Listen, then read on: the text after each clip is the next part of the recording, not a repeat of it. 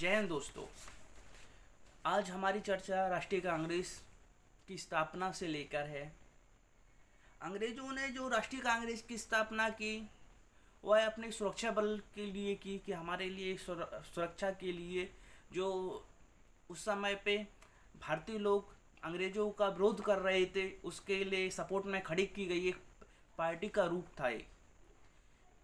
इसकी स्थापना एक स्कॉटलैंड के अधिकारी जो सैन्य अधिकारी थे उनके जरिए की जाती है। जब स्कॉटलैंड में उन्होंने अपना नियंत्रण पूर्ण तरीके से पा लिया तो उन्हें भारत भेजा गया। जब इन्हें भारत भेजा गया तो भारत में इन्होंने एक पार्टी का स्थापने का प्रस्ताव रखा। इसमें बहुत सारे जो उस समय के नेता थे उन्होंने इनका सपोर्ट किया कि ठीक है हम आपका सपोर्ट करते हैं, तो एक पार्टी का नेतृत्व किया। इन सैन्य अधिकारी का नाम हुमुस था। हुमुस जब भारत आ जाते हैं तो 1885 में एक पार्टी की स्थापना कर देते हैं जिसे राष्ट्रीय कांग्रेस के नाम से जाना गया। लेकिन जब हुमुस ने ये पार्टी का गठन किया तो अंग्रेज बहुत खुश हुए। अंग्रेजों को लगा कि यह हमारी सुरक्षा के लिए ही खड़े हैं, लेकिन इनको नहीं मालूम था कि यह एक आगे चल के एक क्रांतिकारी का एक स्वरूप धारण करने वाली पार्टी खंडन होगी। जैसे जैसे समय बदलता चला गया, जो दिसंबर में इनका अधिवेशन होता था कांग्रेस का, वह जनवरी में होना प्रारंभ हो गया 1930 से। ऐसा कहा जाता है कि जो पहले इसके अध्यक्ष थे व्योमचंद चटर्जी को, व्योमचंद बैनर्जी को पहला अध्यक्ष बनाया गया। इन्हें प्यार से WC के नाम से भी जानते हैं। पहला अधिवेशन कहा जाता है कि पूना में रखा गया, लेकिन वहाँ पर प्लेग बीमारी फैल गई। इसके लिए गोकुल दास तेजपाल संस्कृत विश्वविद्यालय मुंबई में इसका पहला अधिवेशन रखा गया। जब 1885 में राष्ट्रीय कांग्रेस की स्थापना हो रही थी तो भारत का वायसराय डरफिन था। जैसे ही जैसे समय बीतता गया तो जो 20 साल का समय था, ऐसा कहते हैं कि उदारवादी नेताओं का समय था।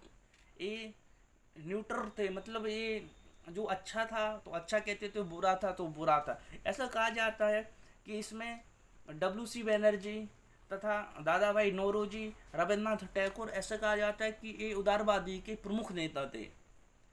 कि ऐसा मिलता है कि हमने कितने भी अगर अंग्रेजों के प्रति प्रदर्शन किए तो ये लोग कहते थे कि आप अपना ही खुद का नुकसान कर रहे हैं।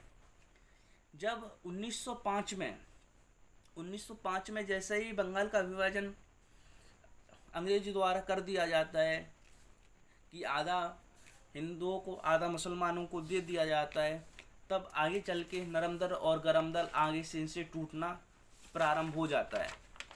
जैसे टूटना प्रारंभ होता है तो अलग अलग काम होने चले गए। इसके बाद कहा जाता है कि इनके जो अधिवेशन थे, अधिवेशन इनके बहुत इम्पोर्टेंट रोल निभाते हमारे एग्जामों के हिसाब से। कहा जाता है जो 1885 में अधिवेशन हुआ बम्बई में, CR दास में के CW बैनर्जी के नेतृत्व में पहला अधिवेशन हुआ। इसमें 72 प्रतिनिधियों ने पहला भाग लिया। इसके बाद 1886 में जो अधिवेशन कोलकाता में होता है, इसको दादा भाई नौरोजी ने निभाया। और कहा जाता है यह सबसे ज़्यादा बार बनने वाले अध्यक्ष हैं। इसका 1887 में मद्रास में होता है। तैयब इसके पहले मुसलमान अध्यक्ष रहे हैं हमारे। इसके बाद 1888 में इलाहाबाद में हुआ। यूल करके एक अंग्रेज अधिकारी थे, उनके नेतृत्व में यह अध्यक्षता की गई। उसके बाद 1905 बनारस में इसकी गोखले स्वदेश आंदोलन प्रारंभ हो चुका था हमारे यहाँ। इसके बाद 1906 में कोलकाता में दादा भाई नौरोजी ने स्वराज्य की मांग के लिए यह आंदोलन प्रारंभ किया। फिर 1907 में सूरत है वहाँ पे रास बिहारी जी ने किया और गरम दल नरम यहाँ से टूटना प्रारंभ हो गया और टूट गए। ठीक है। उसके बाद जो इम्पोर्टेंट है हम आपको ये वो अधिवेशन कांग्रेस के बता देते हैं। उसके बाद 1911 में कोलकाता कलकत्ता में, जैसे कोलकाता कलकत्ता के नाम से जानते उसको, नारायण दास जी ने प्रारंभ किया। और कहा जाता है इसमें ही सबसे पहले जनगण मन गाया गया था। इसके उसके बाद 1916 में लखनऊ में किया, मजूमदार के नेतृत्व में यह हुआ। और नर्मदा और गलंदर को जो टूट गए थे उनको जोड़ने का एक अहम भूमिका निभाई गई। उसके बाद 1920 में नागपुर में अधिवेशन हुआ। 1920 में नागपुर में अधिवेशन हुआ और इसकी अध्यक्षता राघवाचार्य ने की। और कहा जाता है कि इसमें जो कांग्रेस पार्टी थी उसका संविधान पारित किया गया, संविधान बनाया था उन्होंने, उसको पारित किया। उसके बाद 1922 में गया में हुआ, CR दास के नेतृत्व में हुआ और स्वराज पार्टी का गठन किया गया, गठन की प्रक्रिया प्रारंभ की गई। जिसके बाद 1923 में दिल्ली में हुआ। अब्दुल कलाम है, कहीं कहीं अबुल कलाम है। अबुल कलाम को युवा, जो सबसे युवा थे, उन्होंने इसका अध्यक्षता की।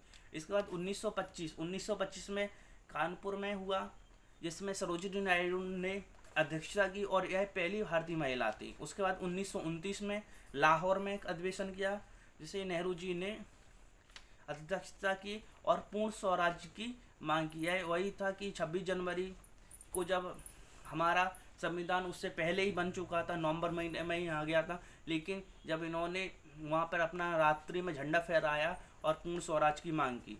उसके बाद 1931 में कराची में जो हमारे लौह पुरुष कहे जाने वाले सरदार वल्लभ भाई पटेल थे, उन्होंने मूल अधिकारों की मांग की। उसके बाद 1939 में मध्य प्रदेश की त्रिपुरी में, जिसके सुभाष चंद्र बोस ने अध्यक्षता की, लेकिन इन्होंने अपना त्याग पत्र दे दिया क्योंकि हमारे जो नेहरू जी तथा गांधी जी पीताबाई सीतारमैया जी को अध्यक्षता बनाना चाहते थे, लेकिन राजेंद्र प्रसाद जी ने इसकी सीट को भरा। इसके बाद 1940 में रायगढ़ में, जो रायगढ़ था, इसको अबुल कलाम आज़ाद जी ने किया। यह सबसे लंबा चलने वाला था। इसके बाद 1946 में सीधा अधिवेशन हमें देखने को मिलता है। 1946 में मेरठ में कृपलानी जी ने इसका किया और हमें आज़ादी की मिल चुका था। उसके बाद ऐसा कहा जाता है कि अंग्रेज़ों पे बहुत सारे लोगों ने टिप्पणियाँ की, क्योंकि यह एक ही उभरता हुआ था। तो ऐसा कहा जाता है कि डरफिन ने कहा है कि अंग्रेज जो कांग्रेस है, कांग्रेस मुट्ठी भर लोगों का एक संगठन है। किसने कहा? डरफिन ने। इसके बाद करजन ने कहा कि कांग्रेस अपने पतन की ओर लड़खड़ा रहा है और मैं इसको पूरा पतन होते हुए देखना चाहता हूँ। ठीक है। इसके बाद हमारे कुछ भारतीय लोगों की भी टिप्पणियाँ हैं, उस पर भी हम देखते हैं। बंकिम चंद्र चटर्जी, इन्होंने कहा जो कांग्रेस के लोग हैं ये पद के भूखे हैं, इनको मंत्री, संतरी या अध्यक्ष या प्रधानमंत्री इस सब के पद चाहिए। इसके बाद बाल गंगाधर तिलक ने कहा है कि ये बरसाती मेंढक हैं, ये टर्र टर्र करते ही रहते हैं। इसके बाद हमारे लाला लाजपत राय, इन्होंने कहा है कि ये कांग्रेस शिक्षित लोगों का एक संगठन है। वास्तव में ये शिक्षित लोगों का संगठन था कि नेहरू जी जैसे, गांधी जी जैसे, सरदार वल्लभ भाई पटेल जैसे, सुभाष चंद्र बोस जैसे आदि नेताओं जो उस समय के बैरिस्टर पास लोग थे, उन्होंने इसका सपोर्ट किया। इसके बाद अस्सू जी ने कहा यह 3 दिन का तमाशा है, जो कांग्रेस लोग करते हैं 3 दिन का तमाशा है। इसके बाद बिपिन चंद्र पाल जी ने कहा है कि ये लोग अंग्रेज़ों के साथ सामने जाते हैं, अपने पत्र लेते हैं, लिखते हैं और देते हैं, इनको उसका कोई जवाब नहीं मिलता। इसके बाद फिरोज शाह मेहता ने कहा है, फिरोज शाह मेहता कहते हैं यह पूरी जनता की आवाज़ नहीं, बस अंग्रेज़ों की आवाज़ है और ये करते रहते हैं।